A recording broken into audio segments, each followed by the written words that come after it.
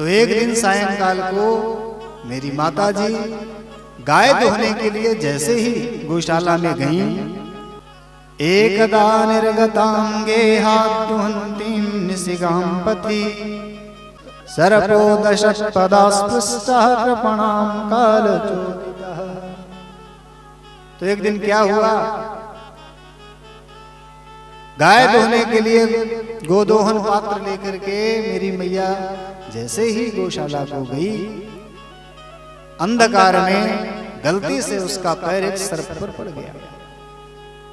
उस सर्प ने माता जी को डस लिया और माता जी का वहीं पर प्राणांत हो गया। कोई दौड़ता हुआ आया मेरे पास बताने, अरे भैया सुनता है तेरी माता जी को सर्प ने काट लिया और वो सिधार गया। नारद जी कहते हैं, व्यास जी जैसे ही मैंने सुना, अरे मैं तो गदगद हो गया, प्रसन्न हो गया, रोमांचित हो गया। अरे महाराज इसी दिन की तो मैं प्रतीक्षा कर रहा था। किंतु प्रकट में मैं भी बड़ा रोया, आंसू बहाए, शोक व्यक्त किया, क्योंकि मैं जानता हूं, क्योंकि यदि प्रकट में भी मैं प्रसन्न हो जाता तो ये संसार मुझे कितना कुछ कहता। अरे देखो कि इसी बालक के लिए इसकी माता ने जीवन भर कष्ट उठाए और ये उसी माता के मरने की प्रसन्नता मना रहा।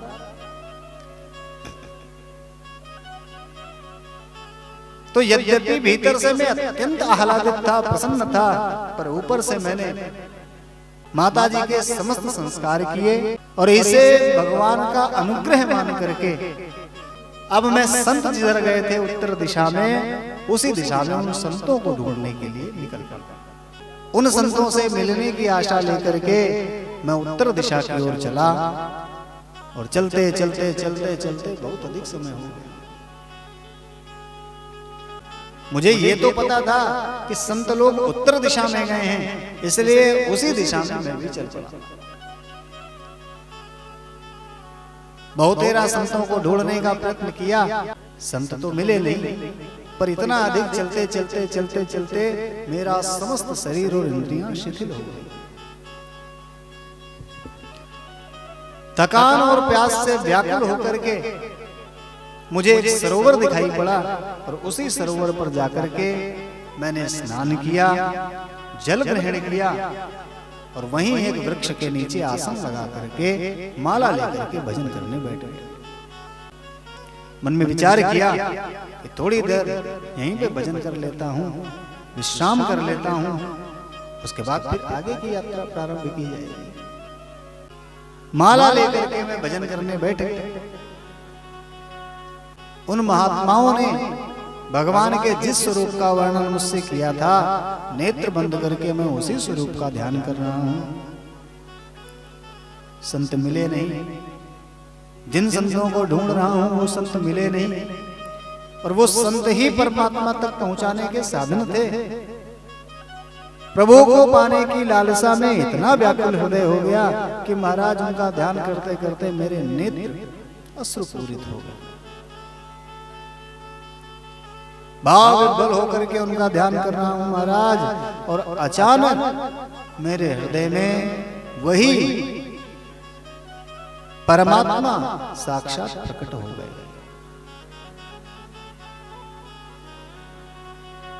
जैसे ही अपने ध्यान में भगवान की छवि को मैंने देखा, मेरा रोम रोम पुलकित हो गया। मन की सारी व्याकुलता पल भर में शांत हो गई और महाराज उनके दर्शन से प्राप्त आनंद में ऐसा मैं डूबा कि मुझे अपना और किसी भी वस्तु का कुछ ध्यान भी नहीं।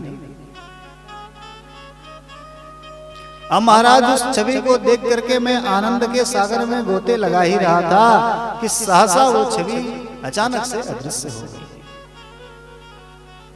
जैसे ही मेरे हृदय पटल से वो छवि अदृश्य हुई, मैं फिर से छटपटा उठा और इतना विकल हो गया कि अकुलाहट में मैंने अपने नेत्र खोले, अपने आसन से उठ करके खड़ा हुआ, चारों ओर देखने लगा। अरे कहाँ गई वो छवि, कहाँ गए भगवान, पर कोई नहीं दिखा। मैं फिर से आसन पर बैठ करके फिर से ध्यान लगाने की मैंने चेष्टा करी और कितने मैंने उपाय किए, पर वो छवि मुझे दोबारा नहीं दिखी। अचानक से भगवान की छवि को अपनी आंखों से ओझल देख करके मैं इतना विकल हो गया कि विरहाकुल होकर के मैं रोने लगा, चिल्लाने लगा, चीखने लगा, हे प्रभु, अरे कौन सा अपराध मुझसे हुआ जो आपने अपनी छवि दिखाई और दिखाने के बाद में फिर से अदृश्य कर दी महाराज। देवर्षि नारद जी कहते हैं, व्यास जी, जब मैं इस प्रकार विरहाकुल होकर के बड़े उच्च स्वर में विलाप कर रहा था, अचानक मेरे कानों में बहुत गंभीर और अमृतमयी भगवान की सुंदर वाणी सुनाई पड़ी। हे वत्स, अभी योग मार्ग में तुम परिपक्व नहीं हुए हो, संसार की वासनाएं पूर्णतया तुम्हारे हृदय से समाप्त नहीं हुई हैं और अपरिपक्व योगियों को मेरी प्राप्ति नहीं होती। बालक वत्स, खेद है कि इस जन्म में तुम मुझे प्राप्त नहीं कर पाओगे, अभी मेरी प्राप्ति के तुम अधिकारी नहीं बने। जिस प्रकार तुम साधना कर रहे हो ऐसे ही साधना करते रहो, और जब तुम परिपक्व योगी बन जाओगे तब मेरी प्राप्ति तुमको हो जाएगी। विलाप करते हुए मैंने कहा, महाराज, जब मैं अपरिपक्व था, आपको पाने के लिए अधिकारी नहीं हूं, तो महाराज आपने छवि क्यों दिखाई? अरे महाराज, जब परिपक्व हो जाता तभी छवि दिखा देते, और महाराज दर्शन ले लिया, छवि दिखा दी और उसके बाद में अदृश्य हो गए। तो आकाशवाणी ने कहा, सकृत दर्शितम रूप में तत्कामायते नघ, मत कामः सनकै साधु सर्वान् मुञ्चति हृच्छयाम्। आकाशवाणी ने कहा, हे बालक, मैंने तुझे अपने रूप की झलक इसलिए दिखाई है ताकि तेरा मुझ में जो प्रेम है, जो तेरी मुझे प्राप्त करने की लालसा है, जिज्ञासा है, ये कहीं समाप्त न हो जाए। बहुत अधिक समय तक यदि अभीष्ट वस्तु प्राप्त नहीं होती है तो प्रायः उसे प्राप्त करने की लालसा ही मिट जाती है। यदि किसी वस्तु को हम प्राप्त करना चाहें और बहुत अधिक काल तक प्रयत्न करने के बाद भी वो वस्तु हमें न मिले तो प्रायः मन उस वस्तु से हट जाता है, मन में उसे प्राप्त करने की वो इच्छा समाप्त हो जाती है। आकाशवाणी ने कहा, बालक, तेरा मन मुझसे न हटे, मुझे प्राप्त करने की तेरी लालसा समाप्त न हो, इसलिए मैंने तुझे दर्शन दिया है। यदि मैं तुझे दर्शन न देता और तू इसी प्रकार मेरी साधना करता रहता, बहुत अधिक काल बीत जाने पर भी मेरा दर्शन तुझे न मिलता, तो तेरे मन में यह भी आता कि कहीं वो संत मुझे बहला फुसला करके तो नहीं चले गए, पता नहीं भगवान होते भी हैं या नहीं, हो सकता है उस संतों ने मुझे पागल बना दिया हो। तो तेरा मेरी सत्ता के प्रति जो विश्वास है वो डिग जाता, मुझ में तेरा जो विश्वास है वो डगमगाए ना, वो दृढ़ बना रहे। इसीलिए मैंने तुझे ये छोटी सी अपनी झलक दिखाई है। इसलिए जिस प्रकार तू मेरी साधना कर रहा है उसी प्रकार से साधना करता रहे। अब मेरा दर्शन प्राप्त करने से तू भटकेगा नहीं, इसलिए प्रेम से साधना करो। इस जन्म में नहीं, अगले जन्म में तुझे मेरी प्राप्ति हो जाएगी। नारद जी कहते हैं, व्यास जी, प्रभु के उन वचनों पर विश्वास करके मैं पूरी श्रद्धा और पूरे विश्वास के साथ भगवान के भजन, उनकी भक्ति में लग गया। कुछ समय बाद जब प्रलयंकारी समुद्र ने पृथ्वी को अपने अंदर समाहित कर लिया, सृष्टि प्रलयंकारी समुद्र में विलीन हो गई, महाप्रलय हुआ। उसके बाद जब परमात्मा ने पुनः इस विश्व का सृजन किया, तब मुझे ब्रह्मा जी के पुत्र के रूप में उत्पन्न किया। व्यास जी, अब आप विचार करिए, कहां दासी पुत्र और कहां ब्रह्मा पुत्र नारद। ये उन संतों के सानिध्य में भगवत सत्संग का ही परिणाम है कि उसने मुझ दासी पुत्र को आज ब्रह्मा जी का पुत्र बना करके सुशोभित कर दिया। और महाराज व्यास जी, तब से ही मैं भगवान के गुणानुवादों को गाता हुआ तीनों लोकों में आनंद विचरण करता हूं। देवदत्तामिमां वीणां स्वर ब्रह्म विभूषितां मूर्छयित्वा हरिकथां गायमानश्च। उन्हीं भगवान की कृपा से, उन्हीं द्वारा प्रदत्त इस वीणा को लेकर के तीनों लोकों में उन्हीं के गुणानुवादों का गायन करता घूमता हूं। इसलिए व्यास जी, आपसे भी मेरा यही कहना है कि आप भी भगवान के गुणानुवादों का गायन करो, उनके गुणानुवाद गाओ और महाराज आपको भी आनंद की प्राप्ति हो। यहां पर देवर्षि नारद जी ने वेद व्यास जी को चतुश्लोकी भागवत का उपदेश किया। वो चतुश्लोकी भागवत जो सृष्टि के प्रारंभ में परब्रह्म नारायण ने ब्रह्मा जी को दिया और ब्रह्मा जी ने अपने पुत्र नारद जी को दिया। आज नारद जी वेद व्यास जी को अपने पूर्व जन्म की कथा सुना करके प्रेरित करके चतुश्लोकी भागवत का उपदेश दे करके वहां से अंतर ध्यान हो गया। महर्षि वेद व्यास जी की शंकाओं का समाधान हो गया। वेद व्यास जी ने तत्क्षण ही सरस्वती नदी का जल लेकर के आचमन किया और महर्षि और देवर्षि नारद जी द्वारा प्रदत्त चतुश्लोकी भागवत का ध्यान करते करते, उस पर मनन करते करते प्रभु की कृपा से उस चतुश्लोकी भागवत का विस्तार 18,000 श्लोकों में करके श्रीमद् भागवत महापुराण संहिता का प्रकटन किया। प्रेम से बैठ करके मन में प्रभु का ध्यान कर रहे हैं और प्रभु के ध्यान से ही उनके हृदय में ज्ञान की धारा प्रवाहित हो रही है। और इस प्रकार उस चतुश्लोकी श्रीमद् भागवत महापुराण की व्याख्या करते हुए 18,000 श्लोकों की श्रीमद् भागवत महापुराण संहिता की रचना इन्होंने करके तैयार किया। अब वेद व्यास जी विचार कर रहे हैं कि संहिता तो बनकर के तैयार हो गई है,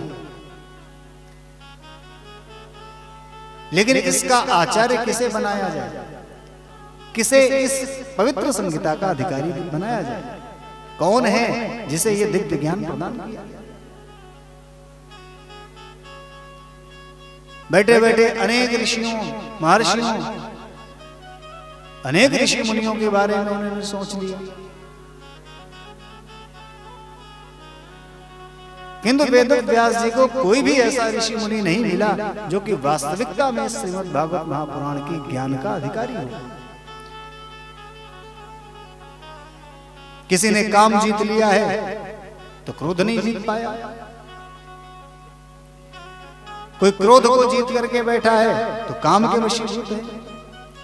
वेद व्यास जी बैठे बैठे सोच रहे हैं कि किसको ये ज्ञान प्रदान करूं, किसे इसका आचार्य बनाऊं। अचानक ईश्वरीय प्रेरणा से उन्हें अपने पुत्र सुखदेव जी का स्मरण हुआ है। वो सुखदेव जी जो जन्म लेते ही संन्यास लेकर के उन्हें छोड़ करके वन को चले गए और स्वयं जाकर के निर्गुण ब्रह्म की उपासना में मग्न हो गए। वेद व्यास ने विचार किया कि हाँ, मेरे पुत्र से बढ़कर के इसके लिए अन्य कोई उपयुक्त नहीं होगा।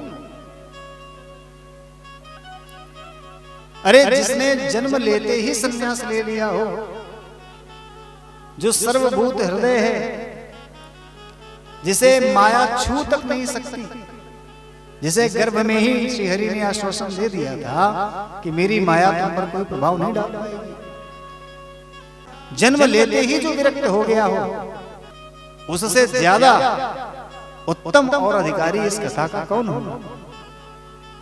किंतु समस्या यह है कि सुखदेव जी को ढूंढे कहां। जब से गए हैं तब से कोई पता नहीं, जाने किस वन कंदरा में, जाने किस वन में, जाने किस गिरी कंदरा में बैठ करके प्रभु के ध्यान में मग्न हो। बहुत विचार किया कैसे अपने पुत्र को बुलाया जाए। अरे ज्ञान तो तब दूं जब वो आए,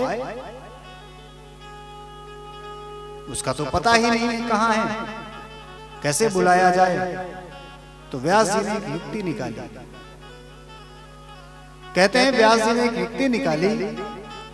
क्या किया, अपने शिष्यों को बुलाया और अपने शिष्यों को इसी श्रीमद् भागवत महापुराण संहिता के कुछ श्लोक उनको रटा दिए, याद करवा दिए और उनसे कहा कि तुम जाओ और यत तत इन्हीं श्लोकों का गान करते हुए इधर उधर विचरण करो।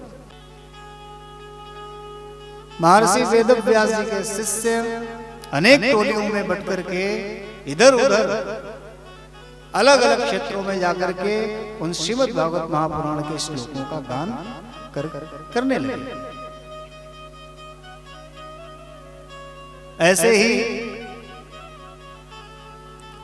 एक पर्वत कंदरा में ध्यानमग्न श्री सुखदेव जी विराजमान हैं, जो कि निर्गुण ब्रह्म की उपासना में तल्लीन हैं। और अचानक वेदव्यास जी के शिष्यों की एक टोली श्रीमद् भागवत महापुराण के दिव्य श्लोकों का गायन करते हुए समीप से गुजरी। और जैसे ही उस श्लोक के स्वर, उस श्लोक के शब्द श्री सुखदेव जी के कानों से टकराए, सुखदेव जी के नेत्र खुल गए। सुखदेव जी का ध्यान बरबस ही उस श्लोक की तरफ चला गया। और बड़ा सुंदर श्लोक है, वर्हापीडम नटवरवपुः कर्णयो कर्णिकारम् बिभ्रत्वा सह कनककपिशं वैजयन्तीं च मालाम् रन्ध्रान् वेणोरधरसुधया पूरयन् गोपवृन्दैः वृन्दारण्यं स्वपदरमणं प्राविशद्गीतकीर्तिः। ये दिव्य श्लोक जैसे ही सुखदेव जी के कानों में टकराया, सुखदेव जी का ध्यान बरबस इस श्लोक ने अपनी ओर आकृष्ट कर दिया। इस श्लोक में भगवान श्री कृष्ण की सुंदरता का वर्णन है। मोर पंख धारण किए हुए हमारे गोविंद दिव्य पीतांबर को ओढ़े हुए, वंशी बजाते हुए, सूर्यास्त के समय गायों के झुंड के पीछे पीछे श्री वृंदावन में आकर के प्रविष्ट हो रहे हैं। जैसे ही ये श्लोक सुखदेव जी के कानों में पड़ा, उनकी समाधि खुल गई। अरे इतना सुंदर रूप, और क्या इतना सुंदर रूप वाला कोई व्यक्ति इस पृथ्वी पर हो सकता है? क्या इतने अत्यधिक सुंदर कोई व्यक्ति इस पृथ्वी पर हो सकता है? और यदि है तो वो तो दर्शनीय है, तो फिर उसका दर्शन करना चाहिए। मन में जिज्ञासा उठी, प्रभु की सुंदरता का वर्णन सुनकर के महाराज सुखदेव जी के मन में भी इच्छा हुई कि इस श्लोक में जिस सुंदर पुरुष के बारे में बात की जा रही है वह तो अत्यंत दर्शनीय प्रतीत होता है। चल करके उसका दर्शन किया गया। जैसे ही सुखदेव जी अपनी समाधि से उठने के लिए उद्यत हुए, अचानक उनके विचार बदले और मन में बात उठी, अरे जिस पुरुष के बारे में इस श्लोक में कहा गया है अत्यधिक सुंदर है, पर यह आवश्यक नहीं है कि जो सुंदर हो उसका व्यवहार भी उत्तम हो। पता लगा उसकी सुंदरता से प्रभावित होकर के हम अपनी समाधि छोड़ करके उसके दर्शन के लिए जावें और उसका व्यवहार उत्तम न हुआ, उसने हमें स्वीकार न किया, तो हम अपनी साधना से भी गए। जरूरी नहीं कि जो इतना सुंदर है वो इतना सरल भी हो, उसका स्वभाव भी इतना ही सुंदर है, ये तो आवश्यक नहीं। अब इस व्यक्ति को ढूंढने के लिए मैं कहां भटकूं, कोई पता तो है नहीं, कहां ढूंढूं, जाने मिलेगा कि नहीं मिलेगा। कदाचित मिल भी गया तो पता नहीं उसका स्वभाव कैसा होगा, मुझे अपनाएगा कि नहीं अपनाएगा। जो अधिक सुंदर है उसका स्वभाव भी उतना ही सुंदर है, ये कोई आवश्यक तो है नहीं। और ऐसा सोच करके सुखदेव जी ने अपने चित्त को रोका और पुनः ब्रह्म चिंतन करने की चेष्टा करने लगे।